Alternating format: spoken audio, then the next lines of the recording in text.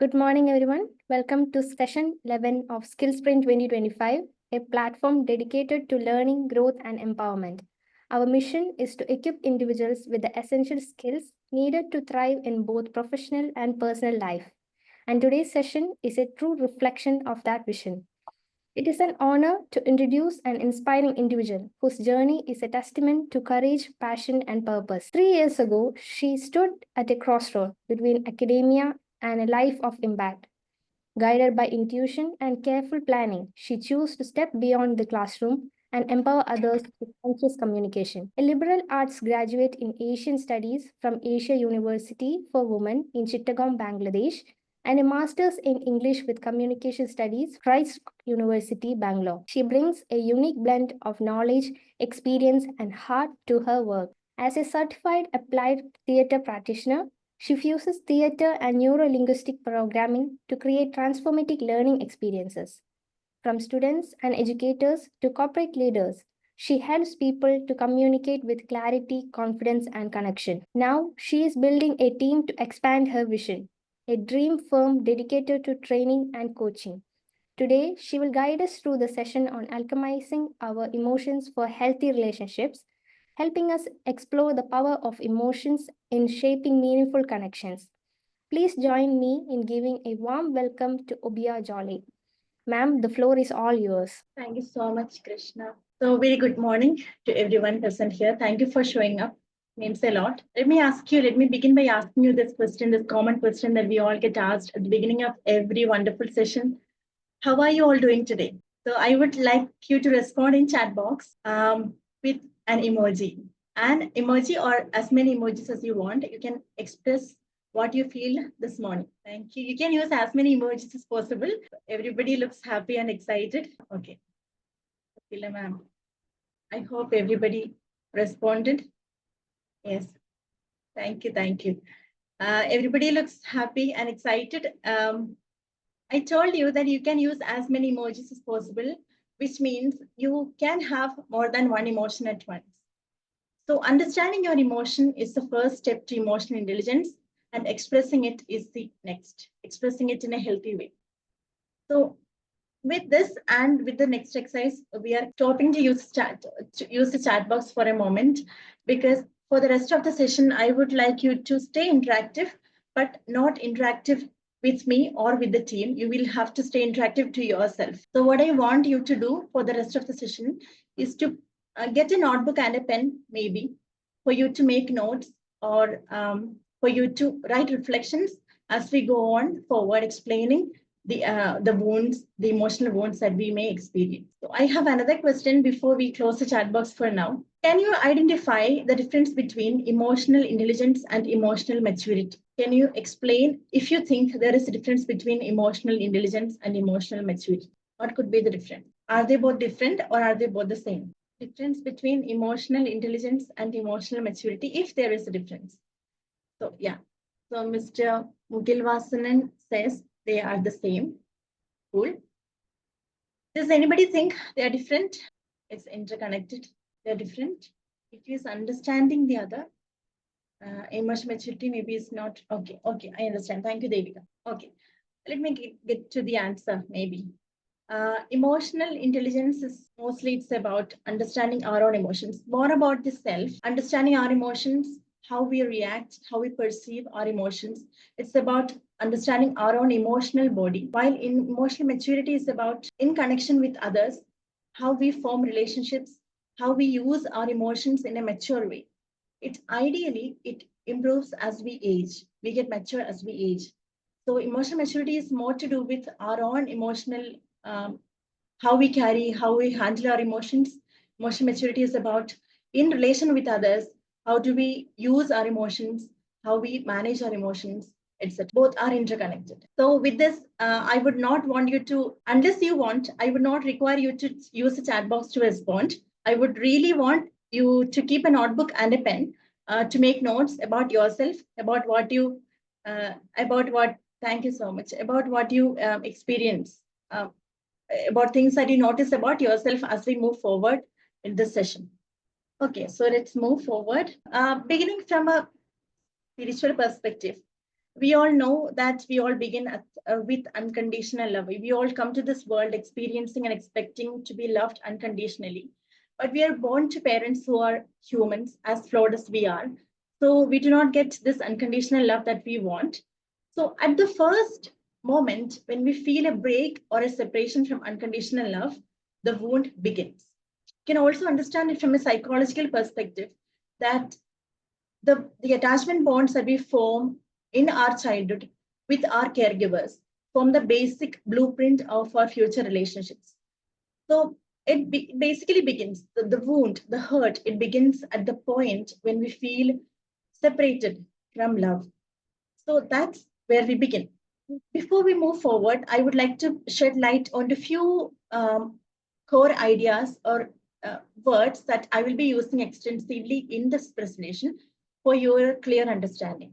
So the first one is a core wound. Core wound, as you can see from the word itself, core is our own inner being, right? Our inside. A core wound is a wound that is there at our core, at our heart, deep at our heart. It's usually a deep emotional wound that is formed based on our early experiences, early childhood experiences, or adolescence experience. So that forms a wound at our heart. It may not be able to, we cannot identify it as a physical wound on our skin, on the surface of our skin, but core wounds are deep ingrained in our heart, in our soul. So therefore, understanding our core wounds, each of us have developed our own individual core wounds based on the experience that we've been put through. So it's important that we understand what is our core wound. Then only we can develop emotional intelligence and move forward in our journey of healing and self-development. So please understand the term core wound. It's an emotional wound that is deep ingrained in your psyche, which largely guides a lot of decisions in your life. So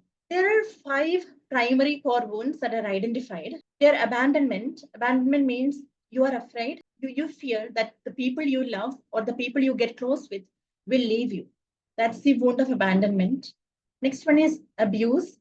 Abuse is when you have been subjected to physical, emotional, or sexual abuse at an early age, and you fear that, and the wound of being abused continues throughout your life. Betrayal. Next one is betrayal. When a loved one betrayed you or broke your trust, you have that wound, you carry that wound forever in your life. Next one is defectiveness. You feel you are fundamentally problematic, you have some problems, you are defective, you are not complete, you are not worthy of love. So you feel constantly, you feel that there is some problem with you, that there is something wrong with you, that you're not complete or you're not whole. The last one of the primary core wounds is separation. When you feel separated from rest of the world, you do not feel that you are being understood. People do not see you as you are. You feel totally isolated from the rest of the world. You will struggle to form friendships and meaningful relationships. So your core wound must be identified, acknowledged, and accepted. Otherwise, as I told you, this will remain right beneath the surface of your skin, and it waits there to be triggered. And this will control your life. No matter what we achieve, we may get educated, we might get incredible jobs, incredible partners, still we will not be able to live our life to the fullness if we do not identify and heal our core wounds. We will continue be run on autopilot. We will continue repeating the patterns that have been guiding us, patterns that were not helping us. So it's important that we identify where we are hurt, what's our core wound is. Then we need to accept that and integrate that to our life. So we discussed core wounds. Now let's discuss emotional trigger. This is the central keyword of the presentation of the session today. A trigger, just like that of a gun, it pulls out the core wound. It pulls out a memory. It pulls out it touches on the wound that you have buried within you. It could be a person, a place, or a thing, or even a situation that can trigger a memory. For example, a person who was into an accident, who met with an accident, might feel the fear of driving cars, or if a person has been hit by a bike, they might feel the fear of the core wound of the fear of being hit, or fear of getting into an accident might be activated if they hear the sound of a bike, or if they see a bike, for example, or certain places that remind you of something. For example, if you have had a rough childhood or a rough schooling period, if you go back to that school, you might feel triggered. You do not want to go back to that school. So such are emotional triggers. So it could be anything that could trigger a strong emotional response. And the strong response will also be physical, because our emotions, our strong emotions do not rest in our mind alone. It comes out, just expressed in the body itself. So a trigger is something that reminds you of something, a wound, or it evokes a strong negative emotional or physical reaction. I think that was also clear. So we covered core wounds and emotional triggers. Usually our emotional triggers trigger our. So with that understanding, let's move forward. As I told you earlier, triggers reflect our pain. Triggers reflect where we need to put work on ourselves. For example, you can make notes about yourself. You can stay interactive with yourself. I told you, like any other session, I would want you to stay interactive, but not with me, but with yourself. The session is going to be a contemplative one, a reflective one, where you will be looking at yourself, looking to your within your heart, and examine yourself. Maybe you will be able to identify your wounds, where you need healing, where you need a little more love to be healed. So here, identify, recognize if you feel little worried or little tensed or upset if you hear feedback. Does all the feedback feel like criticism for you? Do you feel that you are being criticized when people give you feedback? Could be because you grew up with overly critical caregivers or teachers, people who were too critical, people who pushed you constantly to improve. In that case, even if you receive a seemingly neutral feedback, you will feel threatened. You would want to fight that. You might feel like you are being criticized. So we might have seen people who gets emotional when they get a feedback. Could be because the feedback is not given properly. Also because it triggers their past where they have been overly critical. Next one is the aspect of spending money on yourself. It's another example of an emotional trigger. You might be feeling too much guilt on spending money on yourself. For ladies, you might be feeling immense guilt if you spend some time to get pretty, to apply, to improve your looks, or maybe shop good clothes for yourself. You might be feeling guilty because you might have grown up in a household where scarcity was the mindset, or you survived poverty in some way. If you survive poverty in some way, when you age, even if situations improve, you will feel guilt within yourself to spend money. So that's another emotional trigger, because that points at the pain that you need to still heal from. Next one, you might feel triggered at raised voices or tensed faces of people.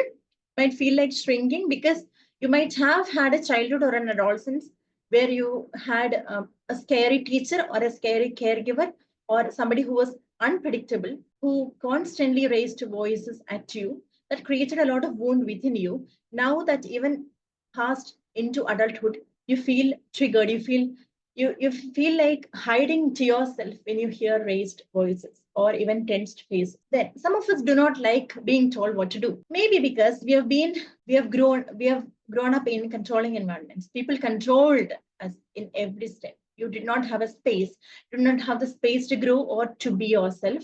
In that case, when we are constantly told what to do, you feel triggered when in adulthood you are being controlled. Next, you might be feeling constantly, you might be feeling unworthy of love, because you might have had a childhood when you thought, when you developed an idea that you have to prove yourself to earn love. For example, if you had a parent who would only be positive to you, who would only be loving to you if you had good grades, if you had kept your room clean, if you had done everything that the parent wanted you to do, if then only was love given to you, you will feel constantly unworthy of love into your adulthood. You will develop only if I do certain and certain things, you will feel loved. That love is conditional. That's so these are some examples of major triggers that people experience. With this, so I hope some of you have made notes about what might trigger you. Among the list that is provided, there are hundreds, but for the time being, I'm just providing some of the common triggers that we all experience. And also remember the underlined word also. We are not ourselves when we are triggered. We are somebody else. We get into this fight or flight mode. Remember, we studied about, we know about how how early humans survived in the jungle, fighting with other animals for food. So if they spot a dead hyena, They might be waiting there to get that hyena, but a tiger might also be waiting at the bushes to get the same hyena. So the ancient man, the early man, had to fight with the wild animals, to survive.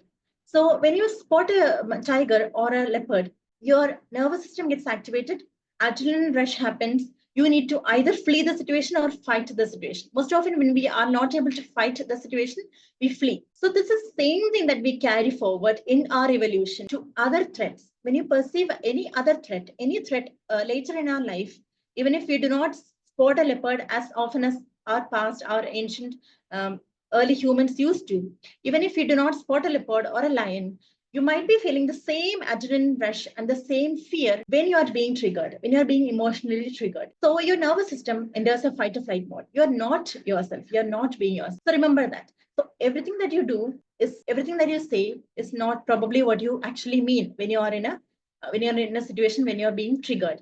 Therefore, it's also important that you need to be aware that you are being triggered to stop difficult things from happening. I hope that's clear. Also, another ground rule that I want to set straight here is each of our emotional biochemistry is different. We cannot say that the same 3 or 4 children grew up in a same household receiving the same parenting would not develop into the same kind of uh, adults with similar emotional sensitivity. No, all of us are our own individual differences. Our threshold to understand there is a limit and a capacity for us to manage emotions, accept emotions, react to emotions. We individualize everything. We individualize every experience, and our limbic system, the hormonal influence, the oxytocin, cortisol, and the neurotransmitters. We all know about dopamines and serotonins these days. Everything has different levels in each of us, and each of us have a different sensitivities to life. It's not that one person is stronger or one person is weaker. Sensitivity is a very, very personal thing. It's a very individualized thing. And the research into emotional biochemistry is still evolving. We cannot yet conclude on anything. Still, we need to know that we cannot say that this person had a worse childhood and this person has had a worse adolescent period. Still, you are having a troublesome life because you are too sensitive or too emotional. No. People can be of different types because of their biochemistry. And it's important to understand our own levels, our own capacities to handle emotions, to heal ourselves. As you might have already recognized, we cannot explain all the wounds in this session, in this 45-minute session. So I'm going to focus on one core wound that a lot of us are experiencing in our adulthood. This is the abandonment wound. So the abandonment wound is a very core wound that's very common. You can make notes as we go forward, okay? So it results in insecure attachment styles. Both insecure attachment styles, both general insecure attachment styles such as anxious attachment and avoidant attachment stem from the fear of being abandoned. That's one thing that you need to remember. A person who develops the fear of being abandoned by their loved ones develop either of these attachment styles mostly. They could be disorganized.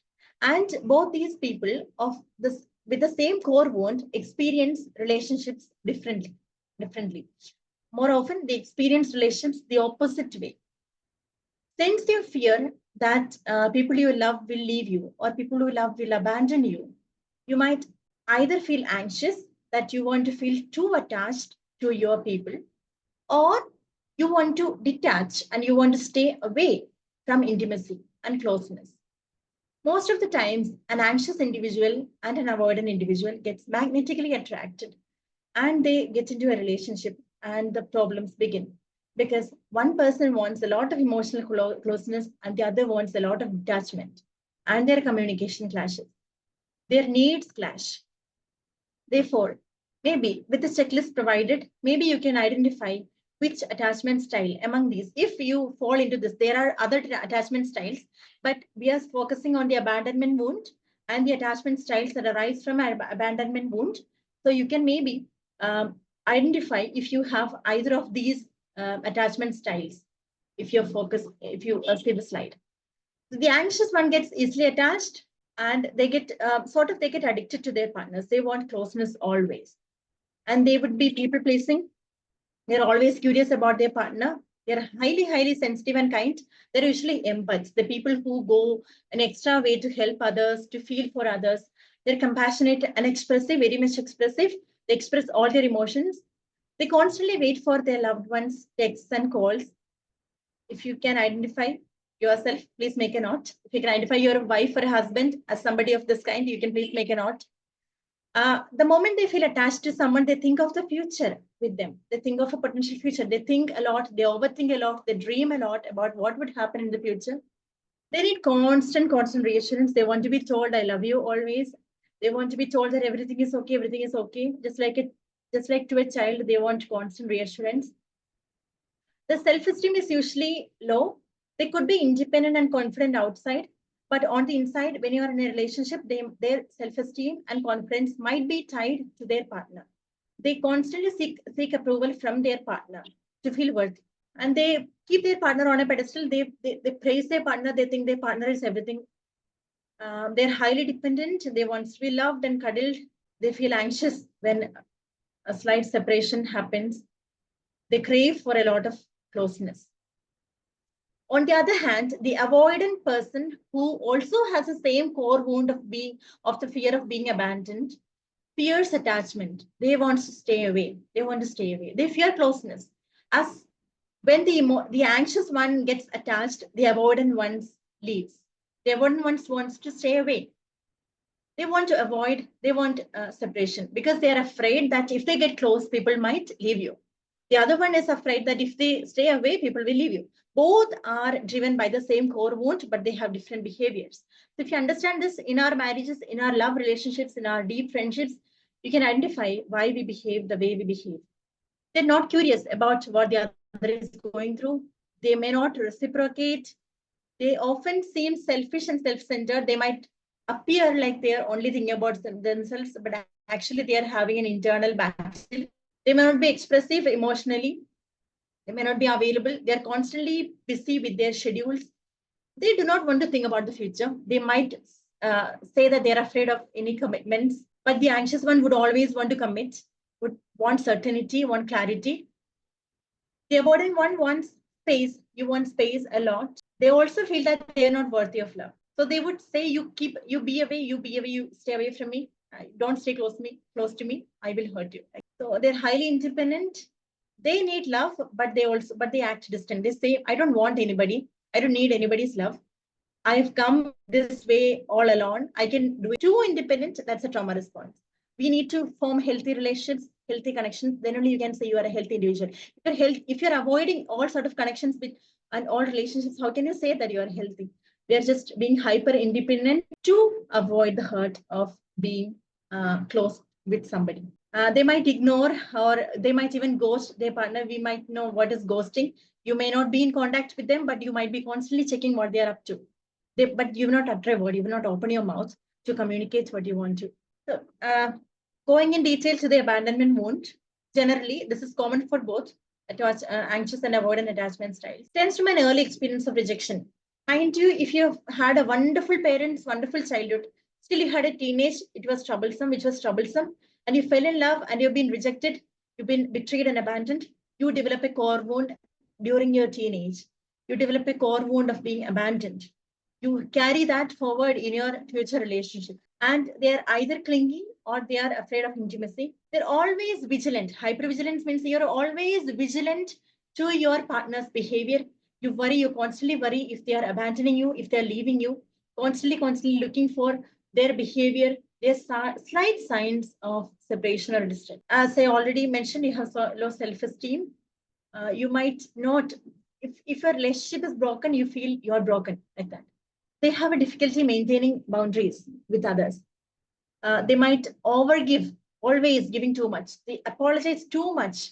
They constantly apologize. They constantly check if they're not doing anything wrong. They empathize too much. Often at the cost of their own well-being, their own emotions. Even if a partner walks all over them, even if they're being a doormat, they do not bother. They think they are loving the other person. The other one, the avoidant one, might feel emotionally numb and detached. And both these people have trust issues. They have problem with jealousy and possessiveness. They might be jealous and possessive. The avoidant one, while being away, feel that the other person might leave them. And the anxious one constantly feel that this person might leave me if they find a better person. So think how our relationships are being affected by the core wounds that we all carry within. What are the examples of abandonment wound triggers? So we're talking about emotional triggers. Any conflict or any argument would trigger your abandonment wound because it is challenging you, because it is showing that you could be separated. You both could fight and end up in a separation. So the anxious one, what they would do, they want to constantly, right after a fight, when their emotions are settled, they want to compromise everything. They would force a compromise. While their partner may not be ready for a compromise, they might need some space. But the avoidant one cannot, the anxious one cannot wait, cannot breathe till the conflict gets resolved. Next, if you receive criticism, you feel that your partner is being distant. If you receive a seemingly negative feedback, you feel that your partner is being distant. And if your partner has a in communication, if the communication gets lowered, you feel divorces, this fear, this constant fear might trigger the wound. They also are constantly worried about a person's safety. Even if that person leaves, that person goes out taking a bike or a car, you will constantly worry that they are safe. You would not be happy, or you would not be at peace till they get. This is it. The fear of losing your loved ones rules you. That's the fear that is ruling you. How do we heal and understood the roots of your wound? So first, you can take a moment, take some time and trace the roots. When was the first time that you remember that you have felt abandoned? Also be in the present moment, because that is the thing of the past. At that moment, we wanted that to survive. We wanted to fight or flee from that incident to survive. Also, on your wound, you cannot continue living your life expecting everybody else to tiptoe around you, right? It's your wound. You have to integrate it. It's part of you. It's this makes you who you are. So on that and integrate and validate. Accept that this emotion is happening, and it's totally okay to feel that emotion. Every emotion is fine. So this practice will rewire your brain. So if you pause, name the emotion, validate it, connect to reality. See if there is any proof to what you're feeling right now. You might be overthinking it, or an ancient fear that you've been holding within. So soothe yourself, regulate yourself. So if you practice this, your brain will literally rewire. You might know that the brain can be healed, our nervous system can be healed. So this way you can focus, you can work on healing yourself, rewire your brain, and respond well to triggers. Next is about how to communicate in relationships with the avoidant one. We cannot always heal ourselves on our own. It's always ideal that we heal through relationships in connection with others. So it's important that we develop healthy connections, healthy relationships with others. So how do we create strong, healthy relationships, healed relationships when you're in a marriage or in a love relationship with an anxious or an avoidant partner? That is, with a person with an avoidant attachment, with an abandoned wound guiding them. So for an avoidant person, you can always, if you're married to an avoidant person, or if you're with an avoidant partner, you can soften your communication always. They do not want to feel triggered and worried.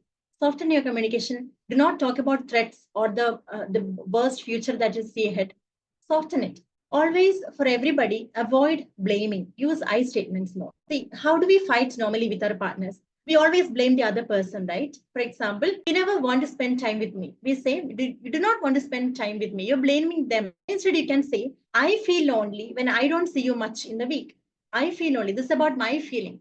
You cannot say what the other person intends. Do not focus on them. Focus on you. So it takes away the criticism part. So they might not get defensive there. You might feel that, okay, this person is addressing their concern. They are feeling worried. They are missing me. So they feel little safe. Then assume positive intent. Sometimes things that we fear through overthinking might not be the thing that is actually happening. Also, self-regulate before you communicate. We lash out on our partners too often. When we are angry, when we are upset, we lash out on them. We project it onto them. It's always ideal that we self-regulate and make your partner feel safe. They need to feel safe for being who they are, both men and women. It's not only about women. We only talk about women usually. Men need to feel safe. Men also need a safe shoulder to lean on to. Women also do. I mean, everybody needs to feel safe with their partner. And for an avoidant one, they may not need an emotional support. They need a practical support. Everything that we want for an anxious partner to give to our partner is emotional support. We are rich in emotions. We want to give a lot of emotional support, but the other person may not need that emotional support. They want practical support, practical reassurance support. Also, give space if necessary. The avoidant one should not always take up space. It will hurt the anxious one. Always communicate clearly with the anxious partner that you need space, and you will come back later. Next is for the anxious one. Offer reassurance and transparency. Always communicate well. Always be transparent. Offer details, a lot of details and clarity. They need clarity on everything. Then be open about your feelings. And also remember, the anxious one, when they are hurt, when they are in pain, they fight for it. They fight for love. They will be violent. They'll be crying. They'll be fighting too much for love. Also be consistent with your actions. And when you need space, communicate that well. Always with an anxious partner, you need to communicate well. Need to give them understand. You need to give emotional reassurance. And over time, in by communicating this way with your partners, over time, along with the self work that we're doing, our nervous system will heal, and we will be through the steady act of love with our partner who is safe with you, with whom you can be safe. With the environment of love, your nervous system gets activated because we have all been looking for healing since the core wound that happened at the childhood. We want to be healed through steady acts of love. So it says she starts fighting for no reason. It's a common thing that we all hear from people, right? Because I miss you. People, I told you, the anxious partner misses their partner. They do not know how to communicate. They are full in emotions. They would start fighting. And also, one thing I want to leave by saying is that not everything can be mended. Not every marriage, not every relationship is worth saving. There are a lot of complexities other than these that is there with humans, narcissism, other forms of abuse, everything. If you think your relationship cannot be saved or does not be saved, if you think you're better off on your own, it's always ideal that you separate. I'm not saying that every marriage or every relationship needs saving. No. If there is a possibility that your marriage can be saved, if you understand your core wounds and triggers, it could be saved. Just like in sick, a broken vessel need not be broken, could be mended with molten gold. But check if it can be or if it should be mended. If not, you can move on from that relationship. And also remember, you can a relationship, every relationship is a gift. Through this gift or through this door, you can enter into your own healing journey. Together you can enter into your own healing journey. This is the act of love. It's not the butterflies. It's not about building a home together. It's not about having children and going to jobs and filling mortgages. It's not about that. It's about the inner journey that both of you hold hands and go to yourself and get healing. Also remember, everything goes back to child. So understood the importance of parenting our children well. If you are developing a good relationship with the parents, between the parents, if they have a strong foundation, that results in the in conscious parenting of their children, that results in healthy children growing up. Otherwise, we pass on our wounds. We work on, we lash out on our children unconsciously through our triggers. So that way we are also hurting them. The cycle repeats. But here, understand your wounds, understand your triggers, break the patterns, and start the healing of yourself and the generations to come. And always remember, it's your married partner or your loved one, your lover, if you're in a romantic relationship or a deep friendship, that they will trigger all your wounds because they are the one who is close to you. So if you think your marriage is full of fights, maybe because it's not because you're not loving each other or anything, you're just being covered with your wounds that you need to unravel them, need to heal those wounds, then you can fully love them because it's our wounds, it's our hurts that is making us who we are. It's how we react. So they are also, our partner is also looking for somebody to fulfill the gap in love that we experience. I would like to share something for the last. I have a small video clip to share with you. It's from the movie, it's from a famous romantic movie called The Notebook. Most of you might have watched this movie before. So if you know that these people, they went through a tough relationship, they end up living together, they end up marrying, they have kids. So that's the happy ending of the story, but this is a fight scene that happens. So please pay attention to the dialogue. Are we back there? What about the past couple of days? They happen, you know? I know that they happened and they were wonderful, but they were also very irresponsible. I have a fiance waiting for me at a hotel who's going to be crushed when he So finds you out make what I love did. to me, and then you go back to your husband? Was that your plan? Was that a test that I didn't pass? I made a promise to a man. He gave me a ring and I gave him my word. And your word is shot to hell now, don't you think? I don't know. I'll find out when I talk to him. This is not about keeping your promise, and it's not about following your heart. It's about security. What is that supposed to mean? Money! What are you talking? He's got a lot of money! Now I hate you, you Well, I slow hate bastard. you. If you leave here, I hate you. Have Hey, you you if ever you leave paid here. attention to anything that's been happening? I in the guess city? not. I think I must have misread all of those signals. I guess you did. You're bored! You're bored and you know it. You wouldn't be here if there wasn't something missing. Arrogant son of a bitch. Would you just stay with me? Stay with you. What for? Look at us. We're already fighting. Well, that's what we do. We fight. You tell me when I'm being an arrogant son of a bitch, and I tell you when you're being a pain in the ass. Which you are, 99% of the time. I'm not afraid to hurt your feelings. They have like a 2-second rebound rate, and you're back doing the next pain in the ass thing. So what? So it's not gonna be easy. It's gonna be really hard. And we're gonna have to work at this every day, but I wanna do that because I want you. I hope most of us could relate with that. It's a very ugly fight between two people who are actually so deeply in love. It happens, right? It does happen because they're having their own struggles. Still remember the dialogue that Noah says, that we will constantly fight with each other. That's going to happen. She has just a 2-second rebound rate. She will come back with another reason to fight. That's there. But he still wants to do life with her. That's the point. So it's about choosing a person, right? It's not about having everything perfect. It's about choosing a person. It's about choosing to remain with that person through thick and thin. It's not an emotion. The emotion goes away. The butterflies go away. You grow past all these. Everything gets into the middle. The butterflies do not show up again anymore.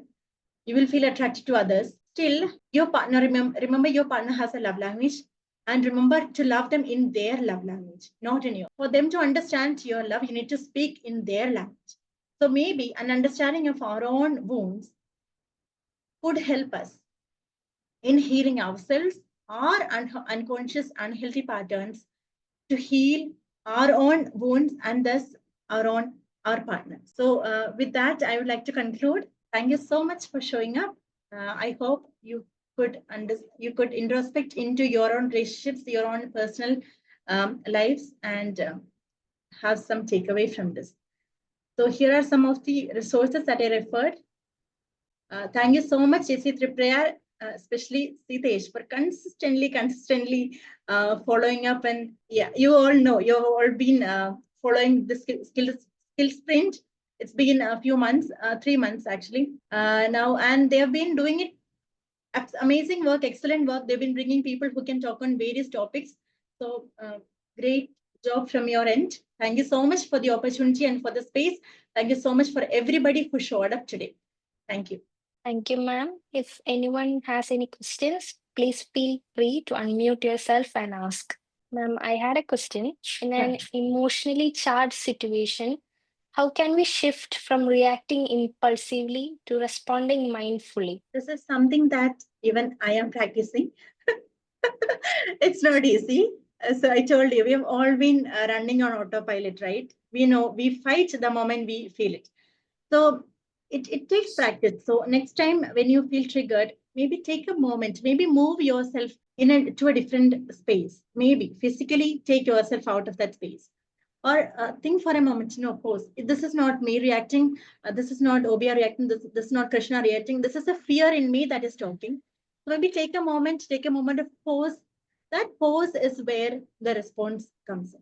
You do not want to react, you want to respond. So it's emotion intelligence, the core of it is to achieve that space between stimulus and response. Then only you can choose your response. And there is your power lies, right? It's It's a famous quote, one of that which I like a lot. So it's about practicing that pose, and you can only do it by practicing. You can only identify it. You can only achieve it by practicing. I hope that's clear. Yes, ma'am. Thank you. If anyone has any doubts, Sidesh has a doubt asked in the chat box. how to address and identify such wounds, how to start addressing it in such a fast-paced life. Yeah, life is fast paced, but maybe when you take a moment for yourself, when you have some time for yourself, think about what initiates a fight with your partner or what triggers negative feelings in you. Think about that. Write a journal, keep a journal, or keep a note of all that. Maybe every day you can keep an emotional intelligence journal where you identify what triggered a response in you today. So this act, if you're constantly doing it, you could develop over time. You could develop what is triggering me, what are the patterns that are guiding me, what am I led by. So I think this constant journaling or observing, all these can help. I think so. President Ma'am, Srisha here. Can I have a query? Sure, Yes, ma'am. Yes. Thank Thank you. Dear trainer, it was a wonderful session and really insightful. you so much. I want to know more about how to erase the memories of childhood trauma. We may not be able to erase the memories, or you could consider doing a therapy. Okay. There might be, there are inner child healing therapy, different kind of psychotherapies available. It's not about this knowledge will not help you in that case. This is just the knowledge part, right? Yeah, But okay. you have the awareness right now, and maybe you can consider um, going for a therapy, and that could help you healing your emotional childhood trauma. Okay. Actually, I'm a trainer, so I take a lot of session to the schools and colleges, and parents ask me like, if even children open up and say this is the thing, it comes again and again to mind. So that's the reason. What kind of therapies and all? If I need more information, can I reach you out, ma'am? Yeah, sure. And I'm not a psychologist, by the way. I'm not a professional licensed psychologist. This is the knowledge that I gained. This is also part of my own healing journey. So I can definitely refer you to people who can help you. Fine. Okay, thank you. Thank you so much. Thank you, ma'am, President and JCI Triprayar. Amazing session. Really had a very useful, understanding all these things. It's really helpful. Thank you so much. Thank you, ma'am. If you have any feedbacks regarding the session, you're welcome to unmute and share your thoughts. Hello, good afternoon. Good afternoon. വളരെ നല്ല informative ആയിട്ടുള്ള ഒരു session ആയിരുന്നു. അതുപോലെ തന്നെ എല്ലാവർക്കും connect ചെയ്യാൻ പറ്റുന്ന ഒരു കോണ്ടന്റ് ആയിരുന്നു ഈ ഒരു topic.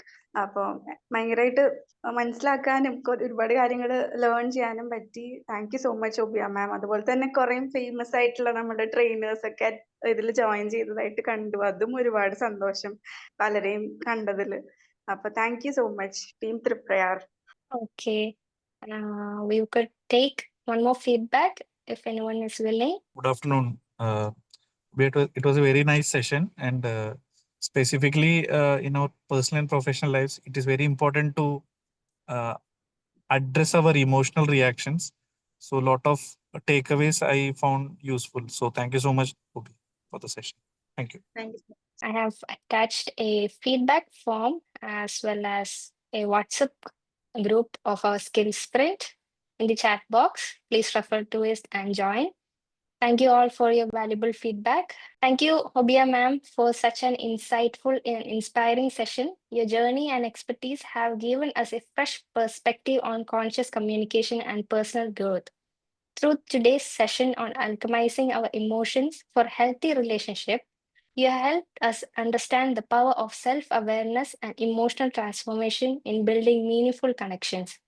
We truly appreciate the wisdom and passion you have shared with us. Now, to formally express our gratitude, I invite JC Savit Vele to propose the vote of thanks. Good afternoon, everyone. As we wrap up session number 11 of Skill Spring 2025, I would like to extend a heartfelt thanks first to our exceptional speaker, Obiya Jolly. Thank you for delivering such a powerful and relatable session on alchemizing our emotions for healthy relationship.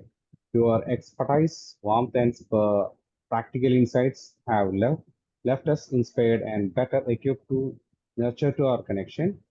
A big thanks to our chairman and entire JCI Triprayar team for organizing this enriching event. Your dedication to the theme Learn, Grow, Empower shining through in the sessions like these. To our participant, your engagement and energy makes this series truly special. Finally, thanks to everyone behind the scenes who made today seamless. Let us carry these lessons forward and see you at the next session. Thank you so much. Much appreciate your session, madam. Thank you. Thank you. Thank So the learning never stops. See you all next week for the next sprint. Thank you, ma'am. Thank you, everyone, for attending today's session. you.